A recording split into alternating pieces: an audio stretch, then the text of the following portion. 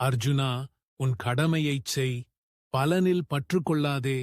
வெற்றியிலும் தோல்வியிலும் மனம் சமநிலை கொண்டிருப்பதே உண்மையான யோகம். ஆன்மா நித்தியமானது. உடல் அழிந்தாலும் அது அழியாது.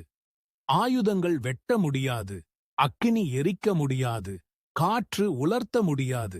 அமைதி ஆசைகளை அடக்குவதில்தான் உள்ளது.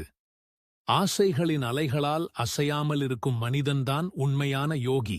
மனம் உனக்கு நண்பனாகவும் பகைவனாகவும் ஆகும். அதை வெல்லும் மனிதன் உயர்வான், வெல்லாதவன் தாழ்வான். ஞானிகள் எல்லா உயிர்களையும் ஒரே கண்ணோட்டத்தில் காண்கிறார்கள். முனிவர் மாடு, யானை, நாய் அல்லது தாழ்த்தப்பட்டவர் என்றாலும். ஆகவே அர்ஜுனா, அனைத்து தர்மங்களையும் கைவிட்டு என்னிடம் மட்டும் சரணாகதி அடை. நான் உன்னை பாவத்திலிருந்து விடுவிப்பேன். அஞ்ச வேண்டாம்.